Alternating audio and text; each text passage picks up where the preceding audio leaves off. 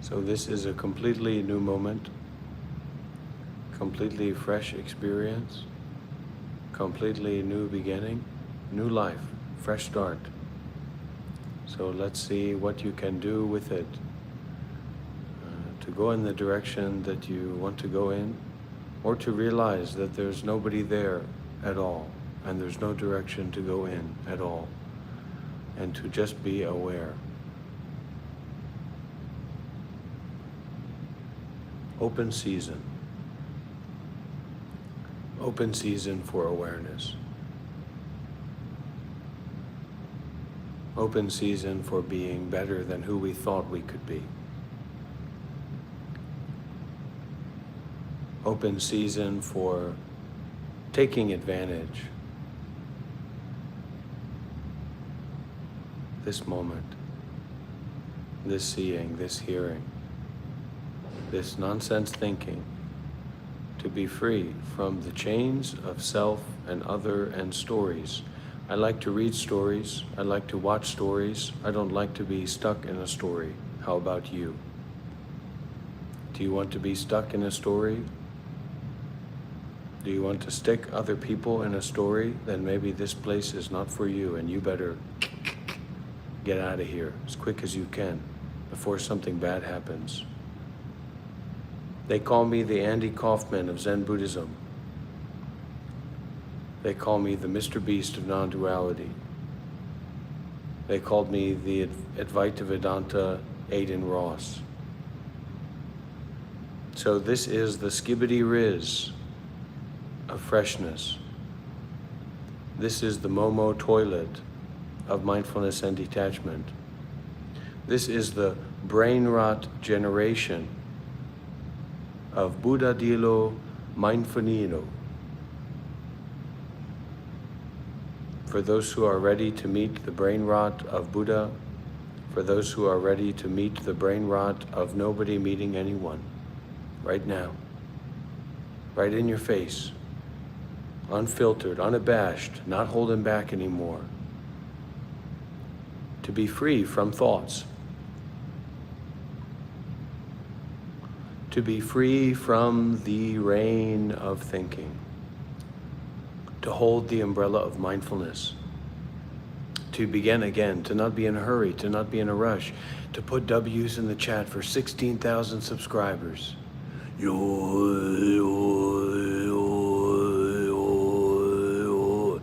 Wake up from the dream, wake up from the dream. I'm Morpheus, you're Neo, wake up, follow the white rabbit.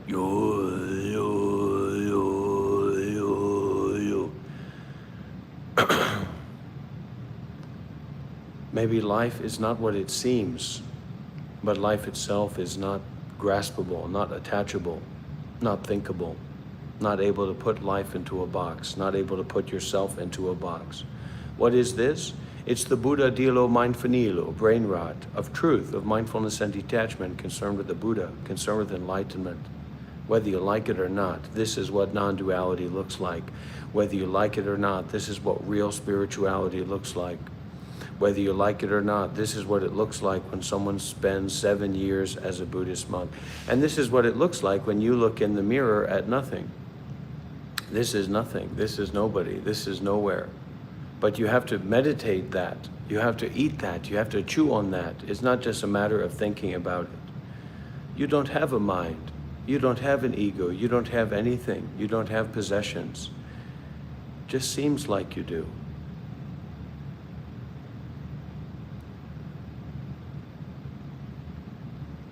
How difficult, nigh friends, to let go of the grasping and attachment in the mind. How difficult it is. How difficult it is to let go of how attached we are to our thoughts. How difficult it is to let go of how attached we are to the physical experiences in the body. We're just so attached. Oi, my stomach, oi, my stomach, oi, my stomach. My stomach hurting. Oi, oi, my brain hurting. Oi, oi, my brain is hurting. My brain is hurting. My brain is hurting. It does hurt. It is uncomfortable. It is suffering. It is difficult. And yet we can't allow that difficulty to hold dominion over our lives. I was a Buddhist monk for 7 years. It's easy to talk the talk, but it's difficult to walk the walk. Knock. What is a knock? Knock 50. Is that like 50 cents in America? Oh, thank you, Egg Dog. I appreciate that. Chukana, my stomach hurting. Well, don't overthink it. Don't overthink the fact that your stomach is hurting. Don't overthink that you have a little bit of negativity in your mind. Get used to it. Get used to feeling suffering. Get used to feeling unpleasantness. Get used to feeling the stomach hurting because the stomach hurt. My stomach. You wonder why so many why so many older people, why so many mentally ill people are causing so much problems for themselves and in the world. It's because they're lost in the focusing on their stomach hurting, and they can't stop telling stories about the fact that they feel uncomfortable. To be aware, to be alive, to be here and now as a human being is uncomfortable. And we don't need to go and run a mile and then make a vlog about it to realize that. We can realize that uncomfortableness right where we are. It's okay. Patience, liminal. Patience, very, very patient. There is a Buddha in the stomach ache, but you have to look, to taste it, to experience it for yourself. We're about to hit 16,000 subscribers, everybody. This is our 16,000 subscriber live stream. Let's get some big W's. Let's get some energy in the chat. We're really growing. Our community is really growing, step by step, breath by breath. No, we're not at the destination yet. We're not at the destination just yet. Racing over 130 p.m. every day, puking every day, nauseous every day, anxious every day, and kidnapped and PTSD. Well, you are very welcome here, Parksy. You come in here and you enjoy. You share that stomach ache. There's a lot of people, a lot of women here who I'm sure have been abused sexually. A lot of people here who have experienced trauma, so you're not alone in that. But we can spend our lives being the victim of our trauma, or being the victim of our anger, or being the victim of our blaming, or we can learn to actually face and go with the flow of our suffering. Nothing is absolutely good or bad. Our trauma, our suffering can actually be a teacher. It can be a helper for us. It can help us to release and relax. That stomach ache can actually help teach us to say, hey, you can't just be holding on to everything all the time. You have to learn the art of letting go. Even though you're feeling pleasure, even though things are going well, we have to remember the art of not holding on, not fixating. It's very important. Are you a woman, Ice Cream? I always thought you were a young boy. Forgive and feel, forgive and be with.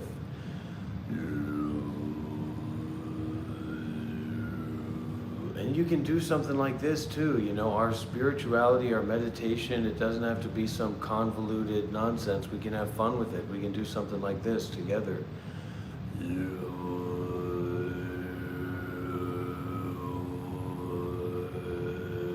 You know, you don't have to over-exaggerate it, but you can practice with that.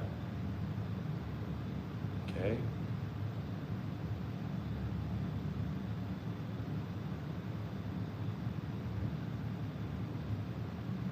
Don't tell me to shut up.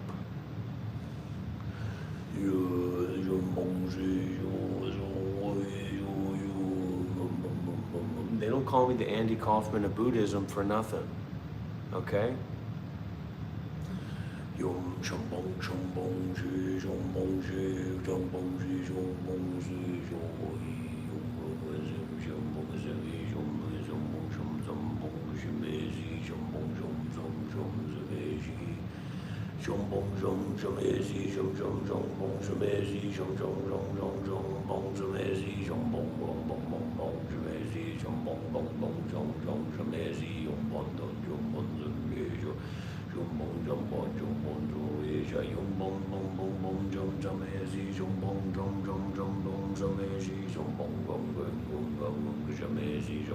Shambong Shambong Shambong Release the blame. Stay, don't be in a hurry. Release attachment to thoughts. Find peace in the stopping of complicated thinking.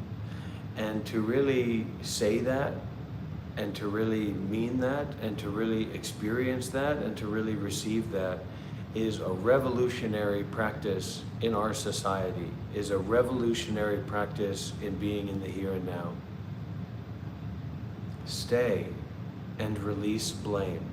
Stay and release attachment to something being uncomfortable. If it's uncomfortable, let the stomach ache be there. Let it. Stop interfering. Stop fighting. Stop confusing. Right? Release attachment to thoughts. But what?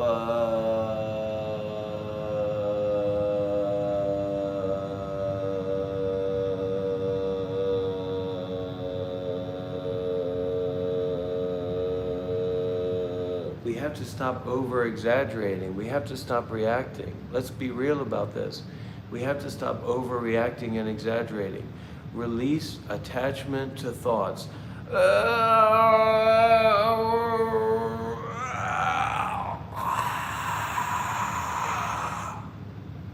You got to stop overreacting, and you actually have to receive that and hear that and experience that. Release attachment to thoughts.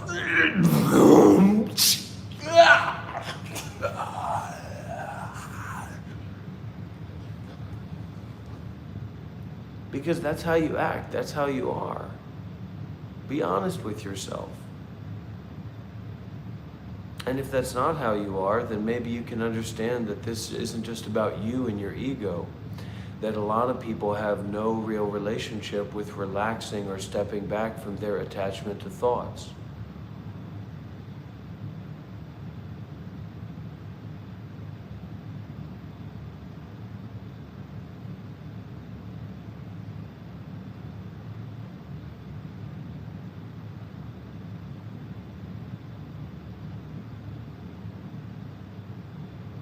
Let's sing a song. Ice Cream, do you know this song? I have arrived, I am home. You gonna sing along, Ice Cream? Oh yes you do, Jaden. You're gonna detach from those thoughts right here and now, or I'm gonna get a hold of you. Repent of Christianity and the demon of Christ. Okay, everybody, here we go.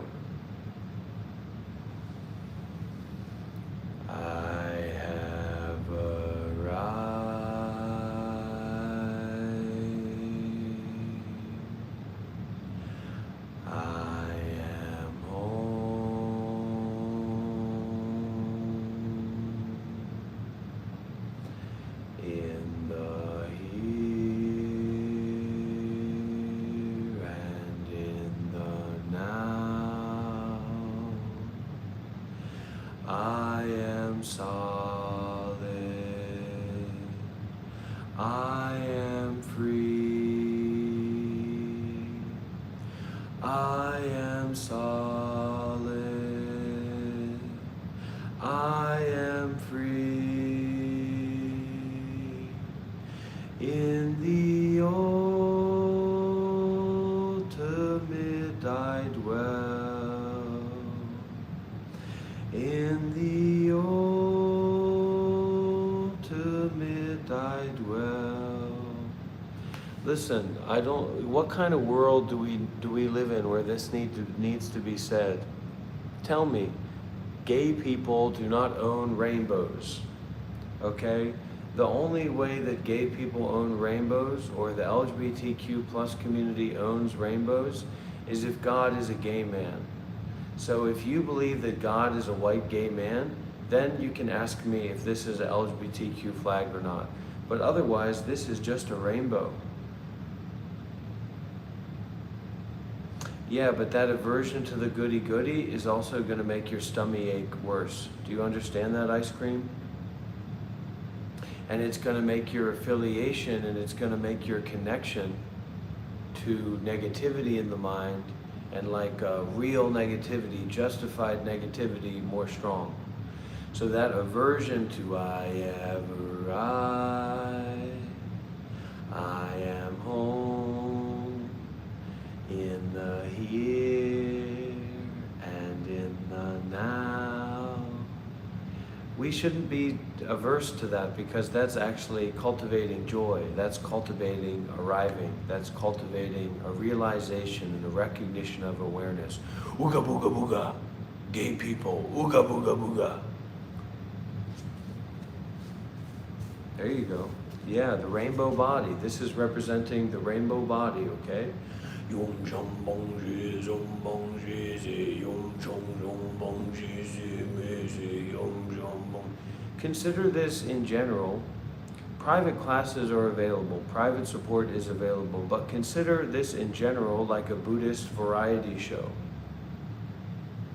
This is just a Buddhist variety show. You can consider me like the Andy Kaufman of Zen Buddhism. Yom chom bong zai shou zom bong ji yom chom bong zi shom bong zi shou zom bong zi zom bong zhen be zi zom bong zhen be zi. And you can also try this. Ice cream, Melissa, you can try this kind of practice. Your mom, you can try this kind of practice. Yom chom chom bong chom bong zi shom yom bong chom bong zi shom bong zi shom bong zi shom bong zi be zi. This is very protective, and this is very preventative. Yom chom bong zi be shom bong zi yom bong chom bong chom bong zi zi yom bong zi zi. And if you're not practicing it, you can write in the chat. You can write in the chat. This is very protective and preventative. Yom chom bong zi shom bong zi zi yom bong zi zi yom bong zi zi yom bong zi zi yom bong zi yom bong zi zi yom bong. Because we're not all intellectuals, we're not all academics, we're not all approaching life in this kind of formal, conservative way. That doesn't work for a lot of people. That's not what a lot of people connect with. And this idea that conservatism, or like acting like you're serious, or acting like this is important and talking in a certain way, is like some gold standard of being, that's just a convention, that's just a belief in an idea that people have. Why can't this be serious and real about spirituality? You practice it as your authentic self. So this is the duality. Gate, gate, para, somgate, bodhisattva. Gate, gate, para, somgate, bodhisattva. Gate, gate, para, somgate, bodhisattva. Yo. So don't get locked into the world of opposites. It doesn't matter what you do or how you try to justify it by thinking that you're using the right Zen words or the right non-duality words. If you are locked into a framework of what's right and wrong, you are definitely wrong. And that's a contradiction, and that's oxymoronic, and that's why this is a great way to meditate.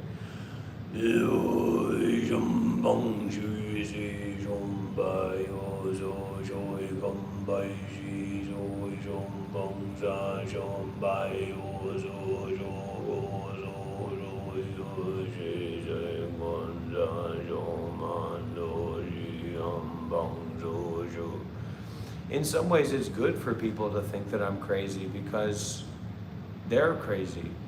So if you can see a guy like me who's definitely not crazy, I'm definitely not crazy, I'm not crazy, I'm not crazy, I'm not crazy, I'm not crazy, I'm not crazy, I'm not crazy, I'm not crazy, I'm not crazy, I'm not crazy, I'm not crazy, I'm not crazy, I'm not crazy, I'm not crazy, I'm not crazy, I'm not crazy. I'm not crazy, I'm not crazy, I'm not crazy, I'm the crazy, I'm not crazy, I'm the crazy, I'm not crazy, I'm the crazy, I'm the crazy, I'm the crazy, I'm the crazy, I'm the crazy, I'm the crazy, I'm the crazy, I'm the crazy, I'm the crazy, I'm the crazy, I'm the crazy, I'm the crazy, I'm the crazy, I'm the crazy, I'm the crazy. I'm not crazy. So this isn't vague, and this doesn't have to do with sexual desire for other men. This isn't about sexual desire. This isn't about anything, and that's why it's such a powerful and important teaching. This is not vague, and this is not about sexual desire towards other men. Yombong Shombanze Shimona Yambangjana Mangoeda Yandam Banjage Sugesha Bonjo Bonzo Banja Bonzo Washe Bogo Zamba Shuse Maya Jamba Yogo Zamba Yoshi Zogaya Matojo Wangane Yadongwa Wayoshi Bonze Visual was visual was visual is visual is visual is visual is visual.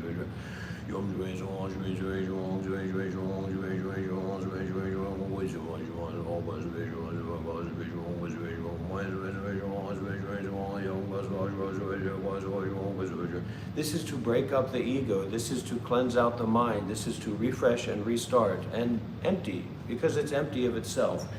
Yum jong jong bong is way mana, bong jong bong is mana, yum jong bong was mana, yum jong bong was mana, yum jong bong was mana. W's in the chat, everybody. Leave a like if you haven't already. This is a way to transform the mind. This is a way of sadhana. This is a way of meditation. Teaching mindfulness and detachment through absurdist, non-dual behavior and artistic expression. I'm like the Andy Kaufman of Zen Buddhism. I'm like the Dave Chappelle of Neo-Advaita Vedanta. I'm like the Jim Newman of this body and mind, if you know what I mean. W's in the chat, everybody. Have we reached this 16K? Have we officially reached the 16K mark? We're gonna have a big celebration for 20K, I know that. 5 subscribers away. Look at this, everybody. 5 subscribers away. We are 5 subscribers away from our 16K mark. Can you believe that? 5 subscribers away from our 15K mark. Come on, everybody, put your energy into it. Put your back behind it. Yum jum bong zhe jum bon de ma yum jum bong zum bon jum bai na bong jum bong zum bai. And why can't people be honest that they don't necessarily know what this is about and they don't necessarily know what's going on here? Just be honest about that. And in some way, maybe it's like I'm trying to force people because of my trauma, because of my childhood, and how I grew up and how I experienced. I'm trying to force people in some way to stop pretending that they know what's going on here. Because you don't. You know, and then is that a reason to be mean? No, it's definitely not.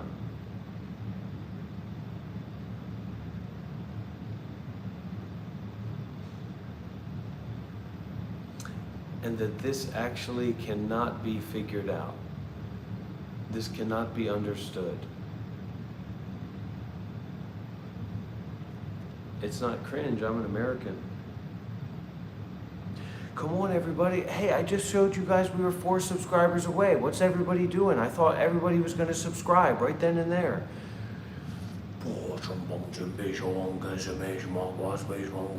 Everybody, turn that subscribe button on and off. Smash that subscribe button on and off. Come on, everybody. We're almost at 16,000 subscribers. We can do this.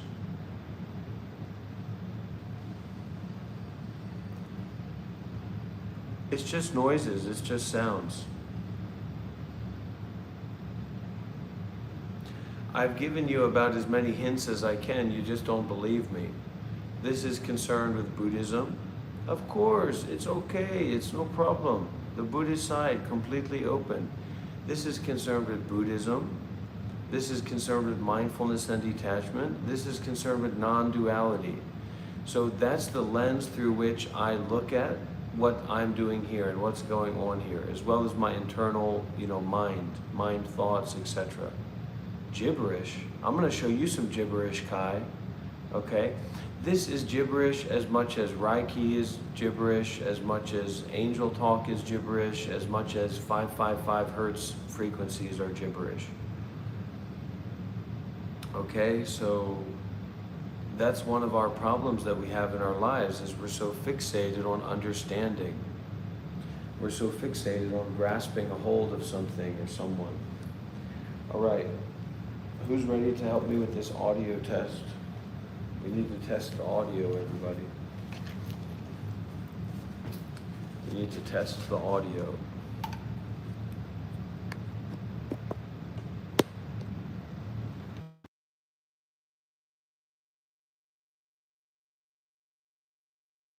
Is that a lot better than what it was before? Is there a noticeable increase? Should I put this down? Is there a notable increase? Is it significantly better than it was before? Significantly better. Now, what about when I do this? Now what happens? When there's two of them there, is that what we should be doing? Is it now in stereo? Is it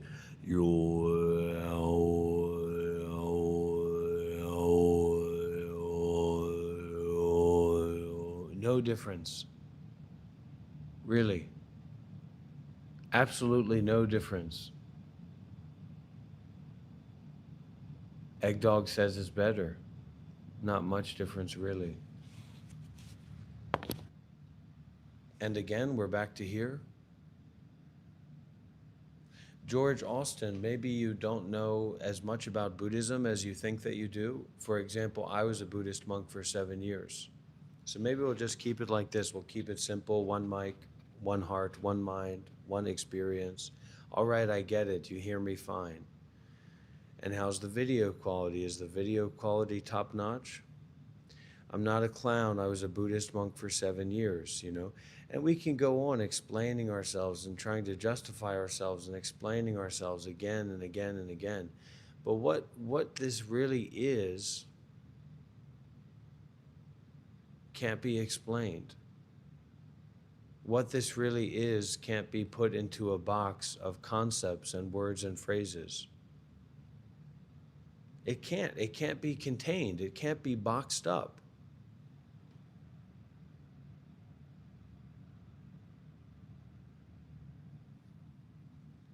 I was a real Buddhist monk for 7 years.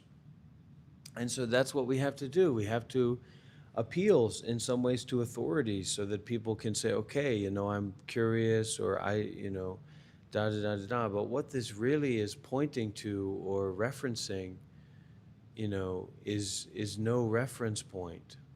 Awareness without a reference point. It's this gaping abscess, this gaping absence of what we have been up to now believing in as being there, which is this real self, this real personal person, this real ego is supposed to be inside of ourselves somewhere and out there in the world, this separation. But it's not really there. The past and the future are not really there. They're just words, they're just concepts, they're just added ingredients to this yogurt of reality as it is. And it's not, we don't just have to express ourselves through words or written contracts to make money or whatever. There's, and so what's this? What is this about non-duality? What does this have to do with Buddhism? What does this have to do with meditation? You can't say it doesn't have anything to do with Buddhism or anything to do with meditation, because I was a Buddhist monk for 7 years, right? Okay? So, but this is not something that can really be put into an egoic box, right? You can't really put this into a box of complicated thinking, can you? What's this? I need something like this. Yoshayam bang sho ban sama yom sham bang sa shom bang shama yom sham. You know, and you try to be a teacher, you try to help people, you try to encourage people to, you know, help you out if they can, if they get value from the teachings. But what's it, you know, what's it really all about? What are we really trying to, what am I really trying to do or explain here?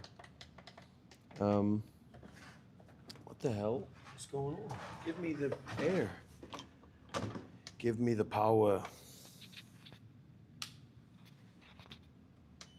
There we go. Give me that air. Yes. Yom sham zom bong she zamai zom bong zo zom bong za za za yom sham ban zo sheba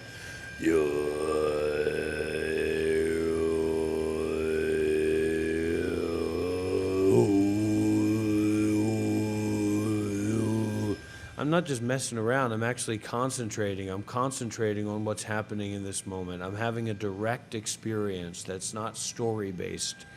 Can anybody believe me, for God's sakes?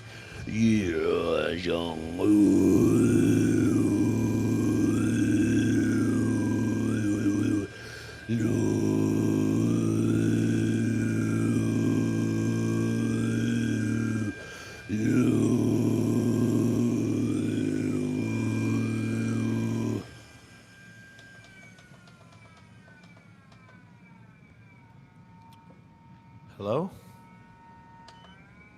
I am not a gay man and I'm not here supporting LGBTQ rights, okay? I'm sorry, don't be scared. Just relax, relax. I'm gonna show a certificate to my foot being up your rear end. Look, this is not a sales pitch. This is not a sales pitch. Let's get that clear.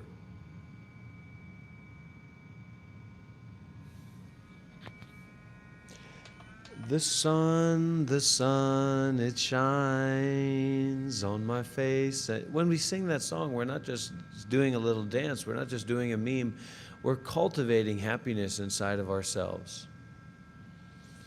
The sun, it shines. Sunday, after all, it's the Lord's Day. The sun, it shines on my face and on my eyes. The sun, it shines in my heart. The sun, it shines in my heart.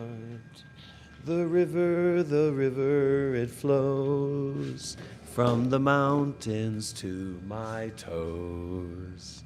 The river, it flows in my heart.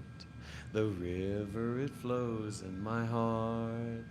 From the mountains, the flowers, the children and the deer, we all love each other. There's a place for everyone in my heart. Is it corny? I mean, I don't know what it is. It just is what it is, after all. It's not our story. It's not our explanation of it.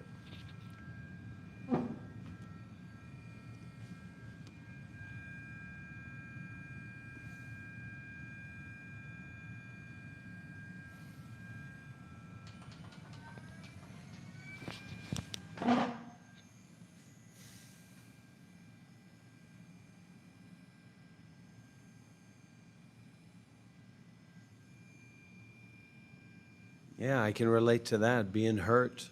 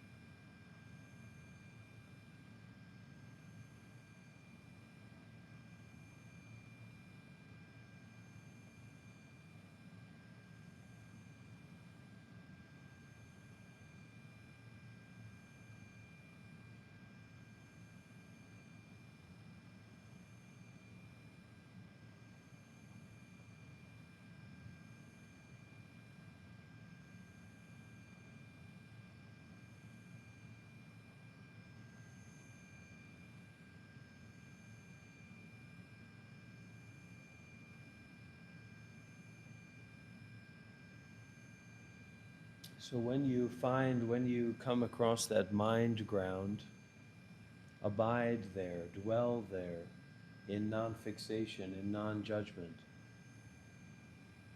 Be in that state of awareness. Be in that state of awareness without judgment, in that experience.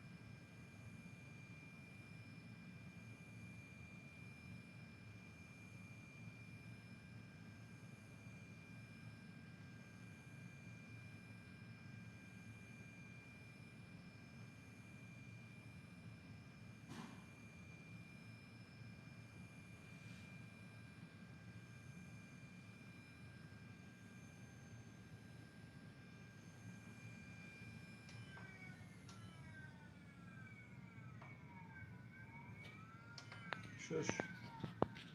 It's a good question. Well, I'm not just here, as someone practicing mindfulness. I'm not just here as a traditional meditation teacher, because if I just sat here and practiced mindfulness, there might be 5 people who are here. And so the usual way that that's thought about in the society, like in American society, is, oh, okay, well, so it's just entirely for your ego. But actually, just as much as like what you're doing can be for your ego, you can also have an aspiration to help others, to reach others, and to create an energetic environment that's accessible and interesting and kind of sparks curiosity for all kinds of people, all along the spectrum. The throat singing is in some ways, it's kind of a lion's roar, or maybe a puppy dog's roar, or because in the Buddhist canon, they say that, like, to make your claim of enlightenment is like when the Buddha said, "I'm an arahant," or "I'm so and so," it was like a lion's roar. That's what they called it. So in some ways, maybe it's related to that. It's an expression of my insight, of where I am, of my realization, whatever that might be.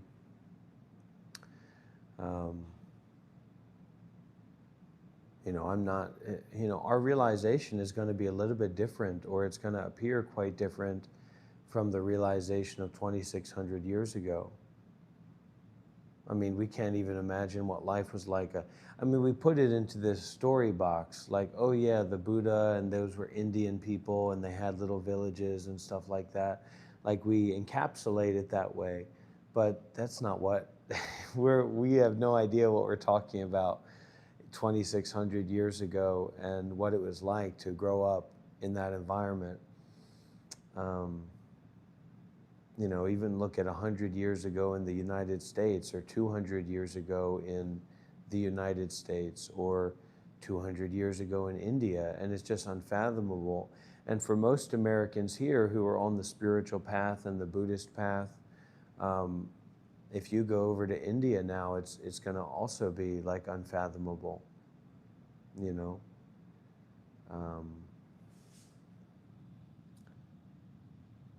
So yeah, it's also to express this kind of this. We create these standards of, like, what meditation is, and what community is, and what a teacher looks like, and how we are supposed to relate to each other in this kind of formal, conservative, archaic way as meditators. And this is to kind of say, no, we don't have to do it that way. So, like, all the meditation centers that you might come across in America, or in American Zen, where they are, presenting in a certain way, or just Buddhism in general, that's just one way of presenting. And a core principle that the Buddha taught about enlightenment is not to be attached to rites and rituals, not to be attached to conventions, basically. And so it's also an expression of saying, hey, maybe your attachment to not only how things seem to be, but how things are supposed to appear is not as important as you think that it is. You know what I mean? That the way that you're living your life, and have been living your life up to now, is not as necessary as you think that it is. Okay, thank you, Name, for the donation. Politz, is that right? Are you a crackhead? That's fantastic. Yeah, welcome, Name. Appreciate the donation.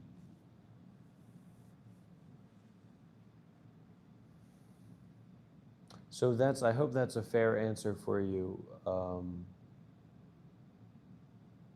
person who asked that question about the Mongolian throat singing. I really mean that. But I'm not trying to say that I have some kind of, like, complete realization, and I'm ready to start a cult and be a leader and everyone adopt this mentality. But I'm saying that this is an expression of my realization and where I'm on the path now.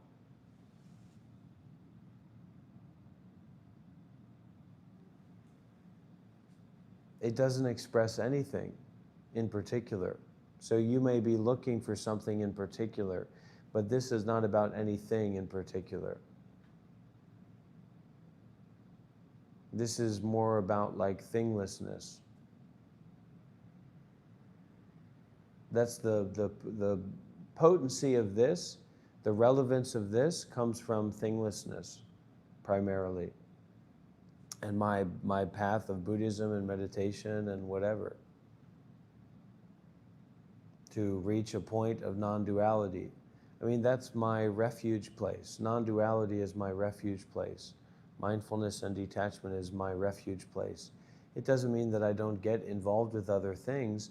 It doesn't mean that if someone comes and beats me up, I'm just gonna, Yes, yes, non-dual, non-dual. But it's where my intellect, it's where my ego, it's where my personhood takes refuge, is in emptiness. As far as I can know it. Okay, well, you're here, Pulitz. Okay, thank you, PJ Max. Appreciate that. Yeah, I was a Buddhist monk for 7 years, so I've got some experience with being alone and in solitude. And for support, this is how I support myself. So people donate. People are inspired by me and my teachings, and they take some responsibility to support me in my life. The story it's not important or not important. It's empty. The story is like empty of itself. Like the story only exists as a story. So if you can see it as just a story, you can see very clearly that this isn't a story. This isn't story based at all. And it's actually very easy to tune into that and feel that and experience that. You see what I'm saying? Like this is not story based at all.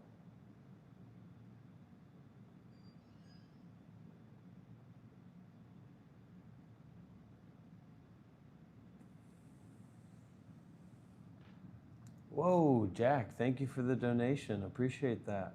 I'll get myself a coffee or something this morning and I'll think of you, Jack. No longer a monk, but still a meditation teacher. And Dark, what prevents me, Dark, from going mad or crazy is that my mind seems to be stabilized through just being aware rather than being aware about things. So usually where I get stressed or where I get mad is when I get overly involved in things. Plans, expectations, hopes, dreams, desires. That's when I get kerfuddled in myself. But in just like being here right now, even though there's 60 people watching on YouTube, there's a sense of storylessness. There's a sense of nowhere to go and nothing to do. There's a sense of no idea of where I came from in the past, even though thoughts come up, but to really like, where did I come from and where am I going? There's an emptiness inside of I at this point. It feels like there is a emptiness inside of I at this moment. This isn't about like being retarded or being like really, really stupid. That's not what this is about. So in terms of this body and this mind, like, would I rather have a slap in the face or a donation? I'd probably rather have a donation, right? Would I rather have a donation or be at peace with myself? I'd probably rather be at peace with myself. Would I rather give up my freedom to get money or just be free? I'd probably rather just be free.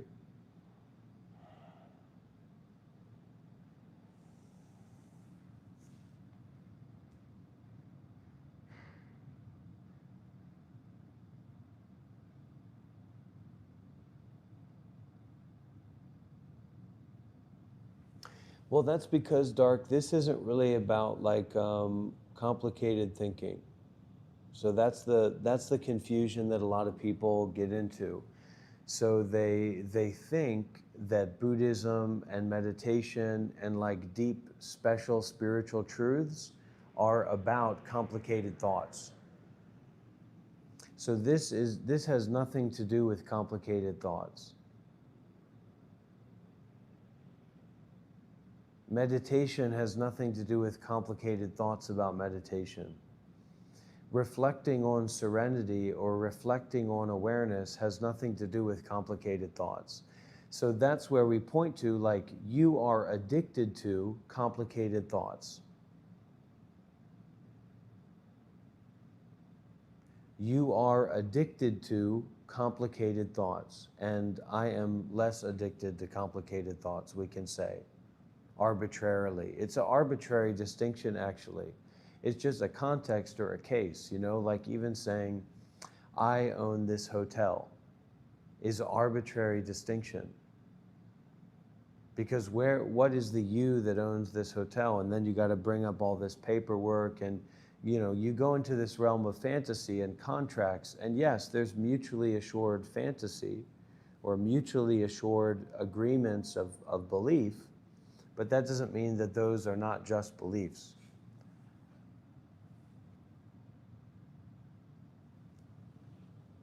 Yeah, you have to learn how to relax and listen and be here.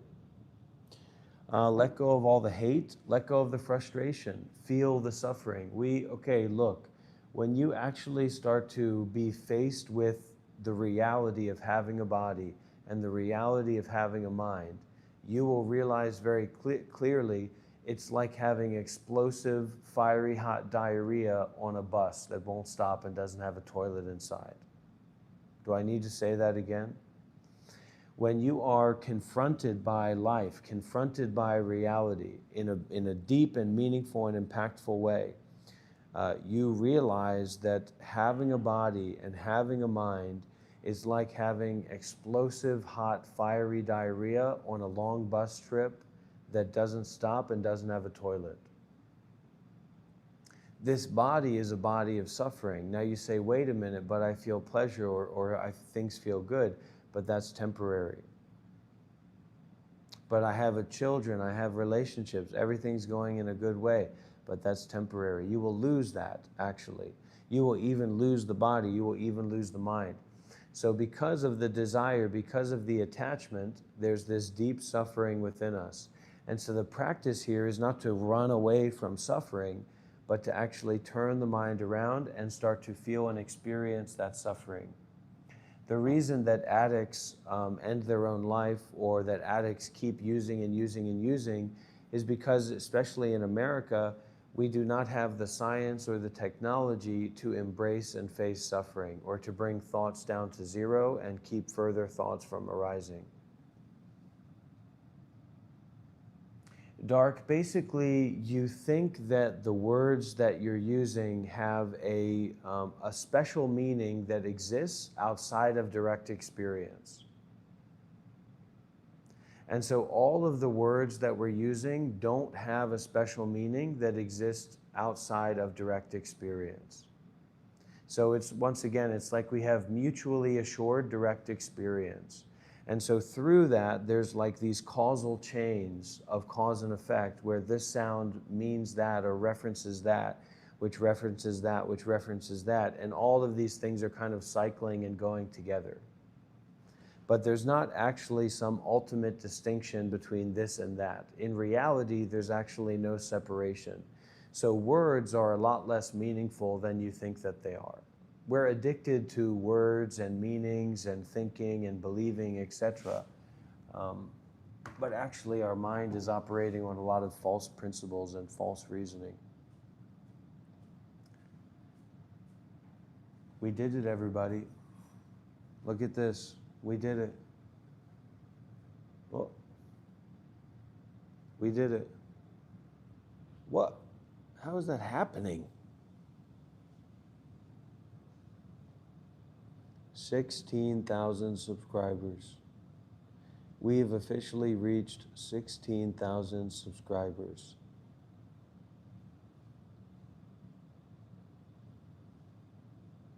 We've done it. We've done it, everybody. 16,000 subscribers. Somebody just unsubscribed. Now we're at 16,001. Whatever you do, don't unsubscribe, everybody, okay?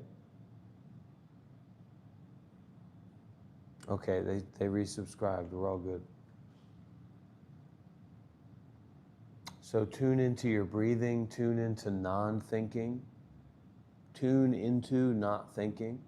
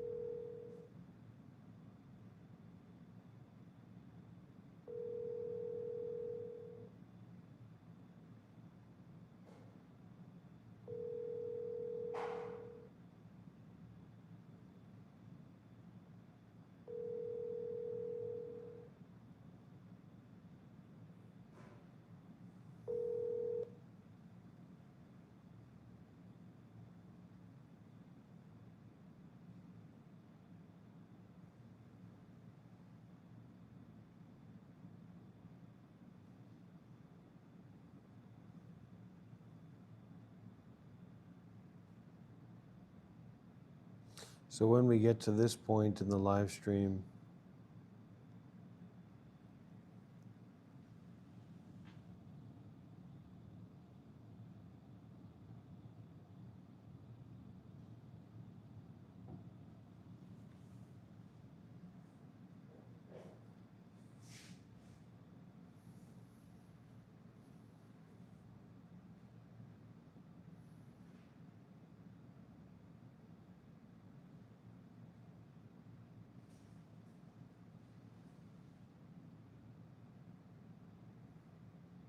we're looking directly at the mind instead of thinking about things.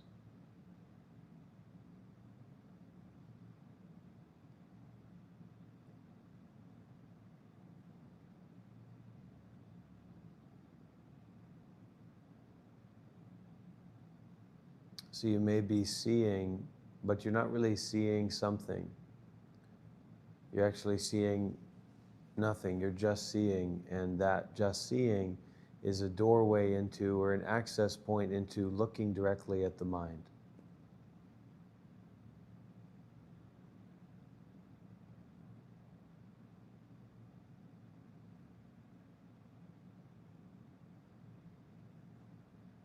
Remember, we listened to the Dhamma talk from Master Yonghua, where he talked about Chan or Zen having two aspects, right?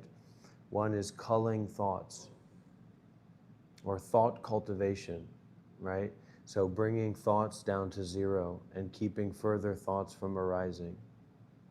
Awareness without thinking. Write it down, get it tattooed.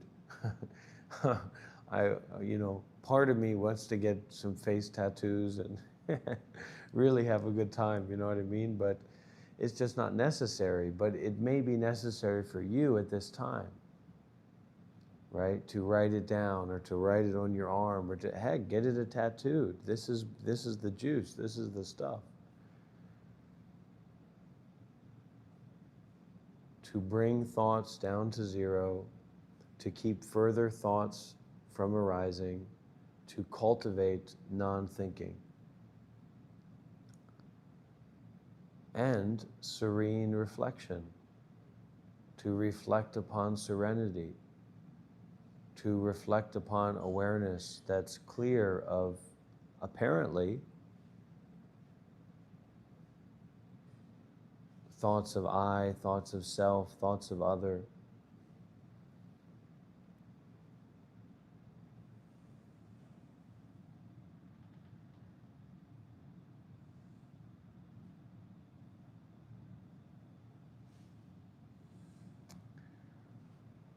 Well, the way that I'd recommend, and I don't know if it's really working for people or not, or to what degree, but the one of the easiest ways that you can do that is you can identify someone who knows how to do that.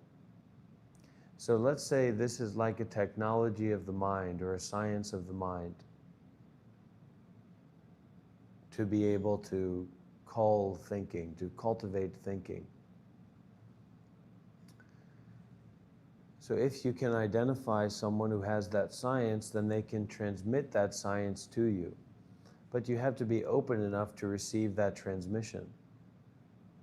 You have to be willing to detach from your own understanding enough to listen and to receive what's being shared, which may be deeper than what it appears to be.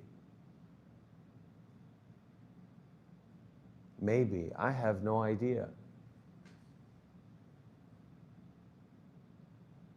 I have no idea to what degree this is correct or incorrect.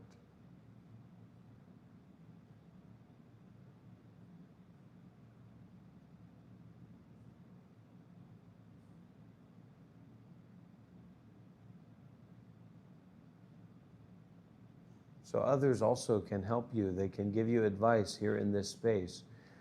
But you have to be open. It's just like when we're becoming a Christian. When you're becoming a Christian, you have to open up your heart to receive Christ. When you're becoming a subscriber of the Monk Life Meditation YouTube channel, you have to open up your heart to receive the body and blood of awareness as it is now. That this is not something for you to pay for. I won't allow you. I won't allow you to pay for this. You can't. It's priceless. It's more valuable than videos on the subject.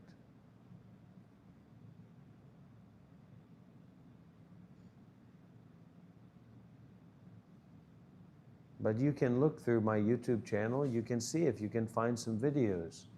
Step forward, take a look, go and investigate and look closely. Go and explore. Okay, and I will be here for you. I will be here to support you. Okay? This is not about gay men having sex with each other. Let's get that clear.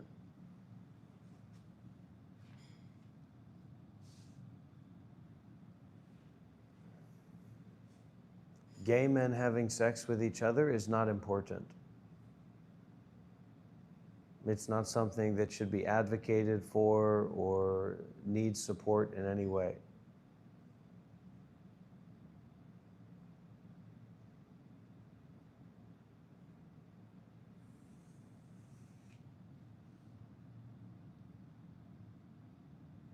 Yeah, you can't trade money for it. It's not going to do you any good. And the people who say that they can sell it to you, they're either more limited than they need to be, or they don't actually have it. That's why they're trying to sell it. Two options. They're more limited than they need to be, which is a lot of places. And I guess you can argue about that, but you know, to be unlimited is very important, and that's what the great masters and it's what the Buddha represented. It's what the great teachers have represented, this unlimited openness. And you see so many of these meditation centers, you need to make it's really limited unnecessarily. You have to pay thousands of dollars, you have to fill out these big applications, there's nobody that you can talk to, as if it's not important. As if these people, these freaks, these degenerates, these monsters, these children here, as if it's not important that they have a number that they can call, concerned with Buddhism, meditation, mindfulness, and the Buddha, the power of the Buddha. It is important. So this is that's what I'm doing. That's what I'm doing. So, but of course, don't be shy to regale me with fine cloths and jewels and emeralds. I'm not the Buddha. I'm not Siddhartha Gautama. I'm a different kind of guy. Send me whatever you got. I'll accept it. I'll receive it. I'll make the best use of it.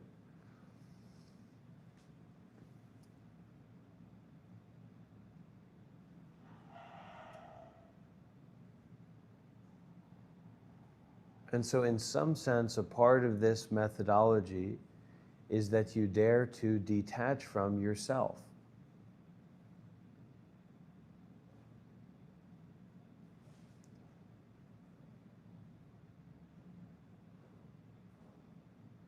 You dare to abandon yourself. And that can be facilitated by a connection with someone who also dares to abandon themselves. And that actually we can walk step by step together in abandoning ourselves.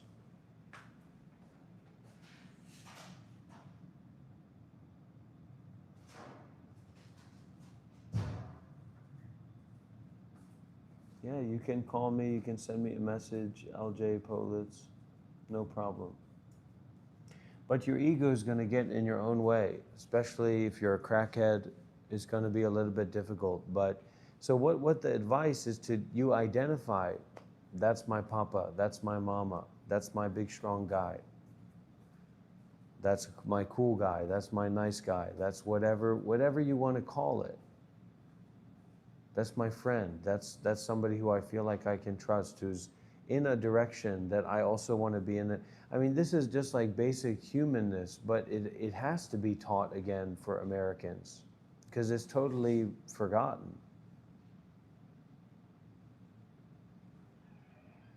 You have to start back at zero and then be able to have a role model, be able to have a mentor. I have role models, I have mentors, I have people I listen to. I've identified them. I have identified role models. I have identified people who have the heart that I want to have, apparently. So it's not about what does Reddit say, what do the Google reviews say, what does this person think, what about Buddhism, what about Christianity, what about meditation, It's not about any of that. It's an experience inside of my own heart. Period. And so it's not that I follow them around all the time, but I donate to them. I donate to my teachers. I sacrifice for my teachers. If my teachers tell me to do something, I go and do that. I don't fart around and look at the mirror and think it's a joke. I make arrangements to go and do that as much as I can. And that's how I develop a relationship, a practice, according to the direct experience of someone who's more in line with what I want to be in line with. And the non-duality is all-inclusive. There's no philosophy in non-duality, in being non-dual. Non-dual itself is not non-dual. That's a dualistic concept. Non-duality is a dualistic concept. So don't get trapped in duality or non-duality. It's right in front of your face, even though you don't see it. Reality itself is a mirror. LJ, I'm going to write down my phone number here in the chat. What's this? People are calling me? Darren's calling me? Who's Darren? Why is he calling me?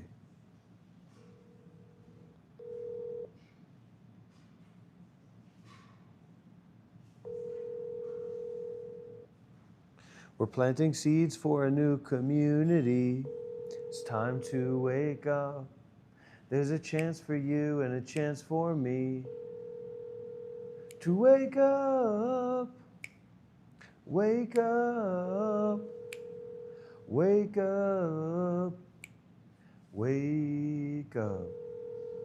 We're planting seeds for a new community. It's time to wake up. Okay.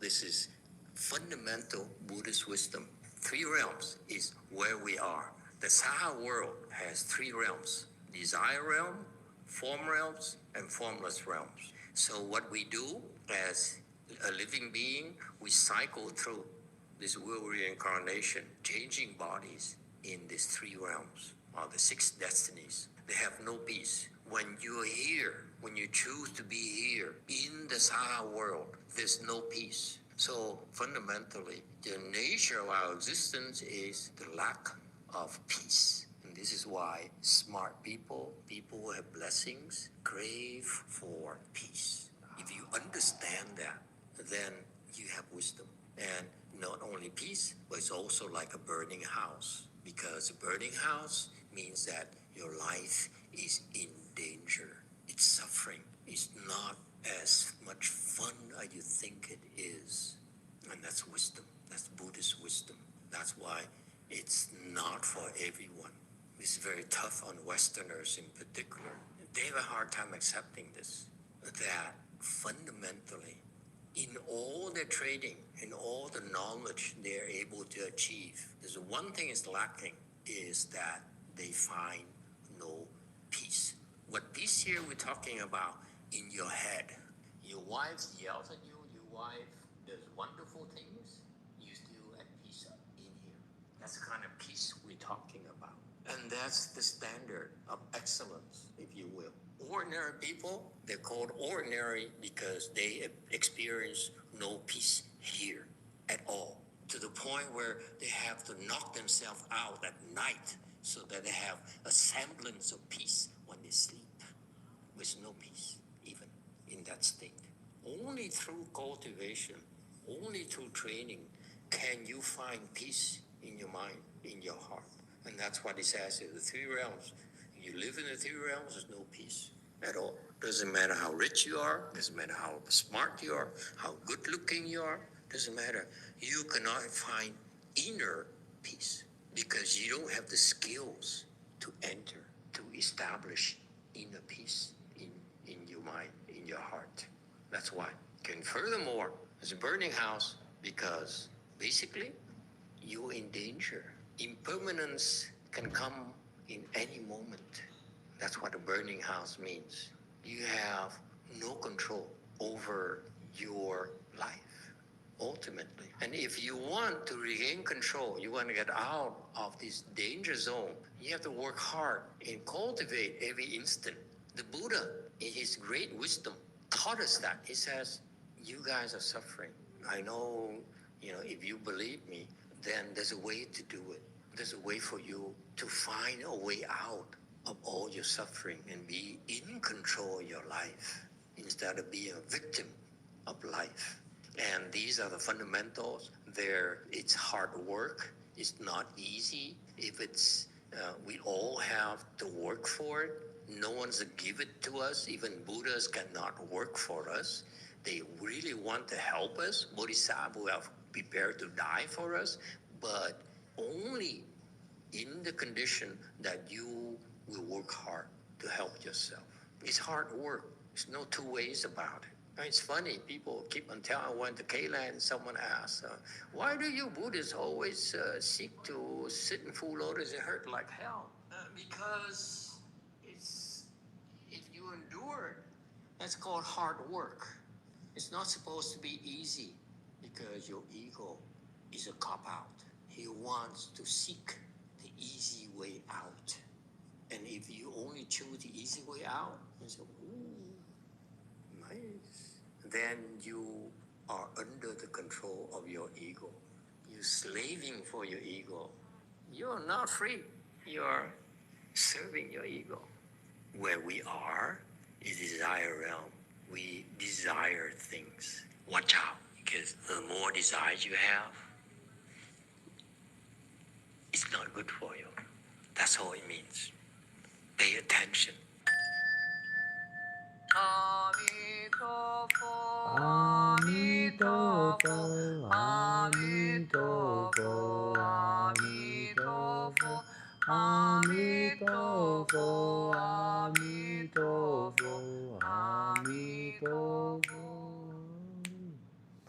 So I can help you. I can teach you how to get out of the lower realms, the hell realms. And I can also teach you how to get into the higher realms of consciousness. But my teaching is according to the teaching of the Buddha, so the awareness itself. And as much as we are fixated on that we are in a low realm, or we are in a high realm, or we are in a middling realm, and we're going through this cycling, we're kind of giving our consent to continue cycling. So this teaching is to remove consent from the continuation of cycling, and to actually face and to endure the suffering of not understanding.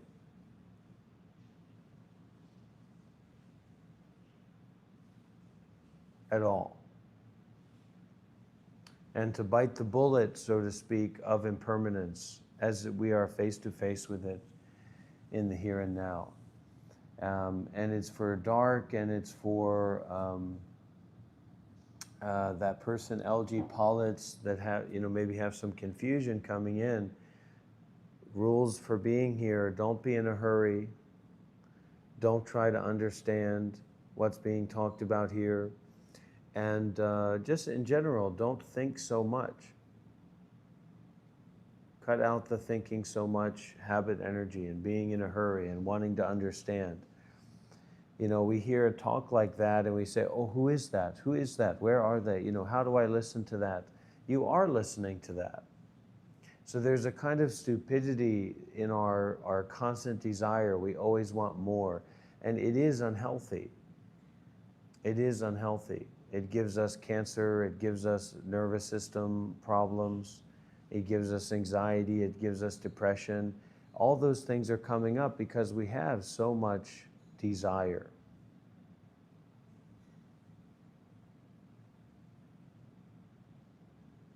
We have so much seeking, so much wanting.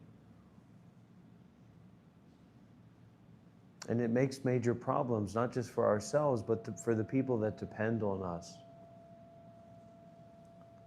For the people that are responsible for supporting us, or for the people that we're responsible for supporting. Have few desires, and life will come. It will come to you instead of you needing to go out and go to it.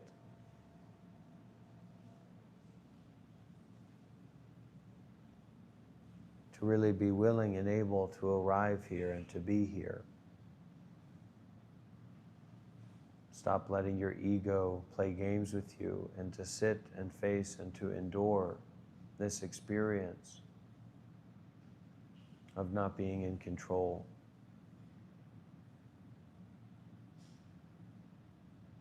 No one here is in control. Do your best to listen, to practice with this. No, you'll never understand enough so that you don't have to think anymore. The thinking itself is this compulsive drive to understand, to understand, to understand. So this is the work of unpacking and unraveling the fixation on understanding.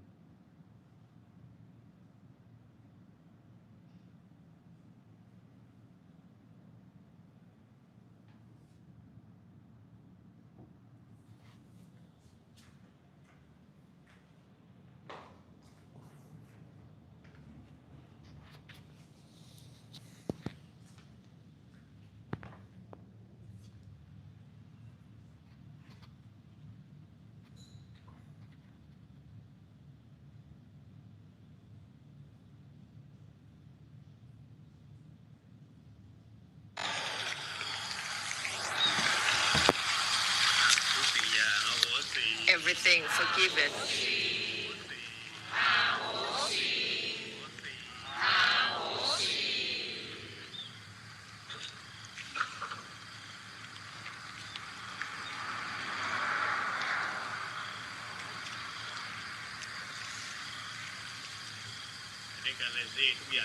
With everything, go on.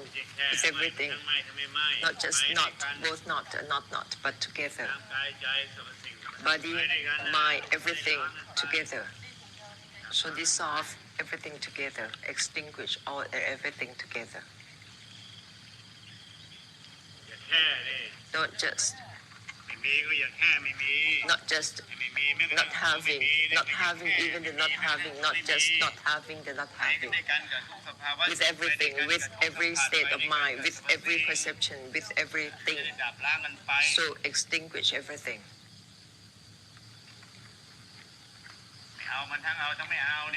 Not grasping, both grasping, not grasping, not just not grasping, both grasping, not grasping, but together with everything, together with everything.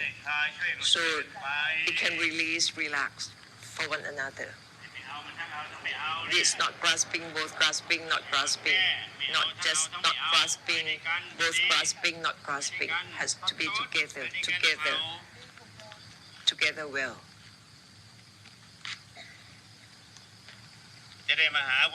So it is a great compassion, a full great compassion.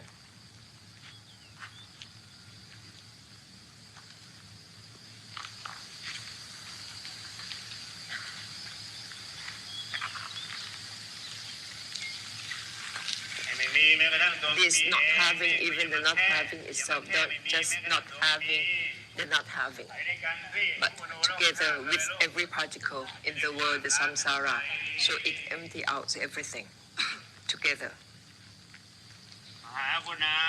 great compassion, not just for yourself, not just to do it for yourself, do it for everything, extinguish for everything together.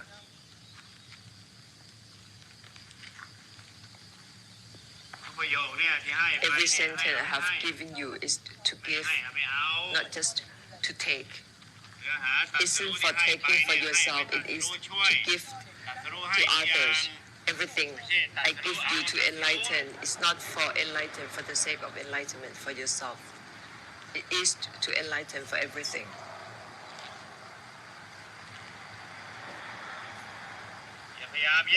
Don't try to separate Nibbana from anything but together with everything.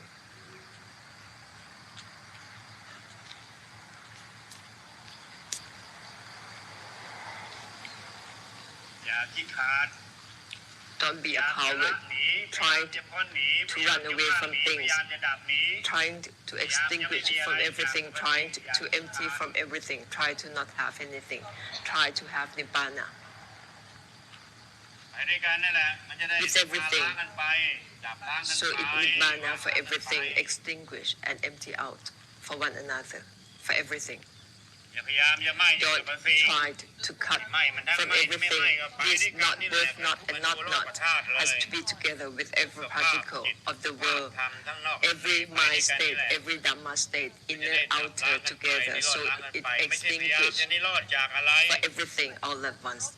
Not trying to extinguish of Nibbana from anything. Great compassion. Given great compassion, you have to give, keep on giving the great compassion.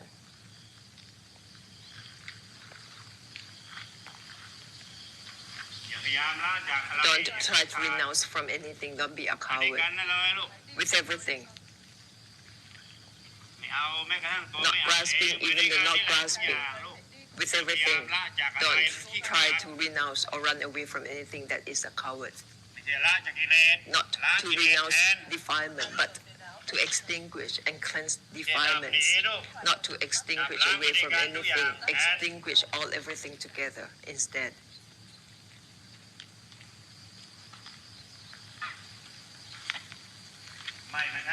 Not, both not, and not grasping, both grasping, not grasping.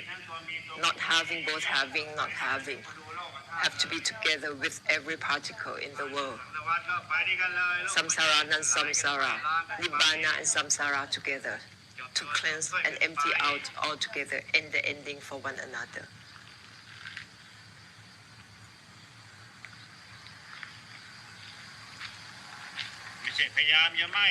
Not try to cut from emotion or try to not have anything.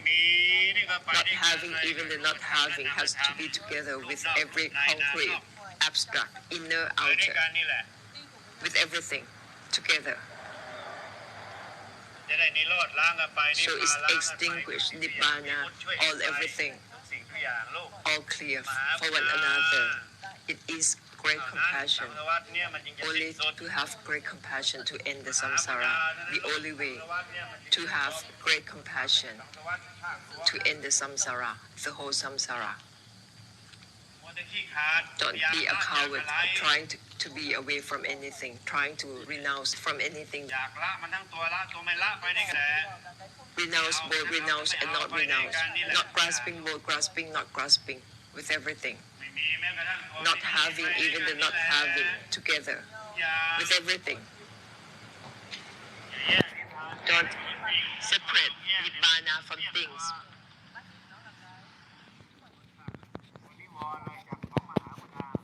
Trying to separate. It is a hindrance of great compassion, blocking great compassion.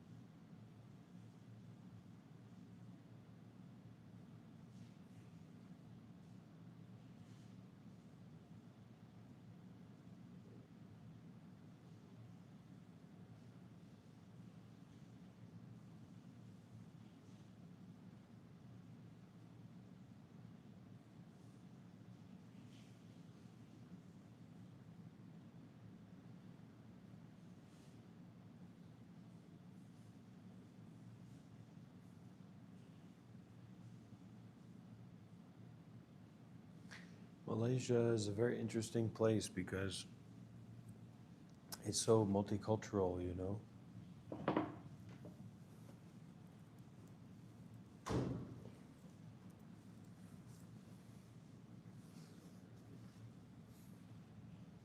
Ooh.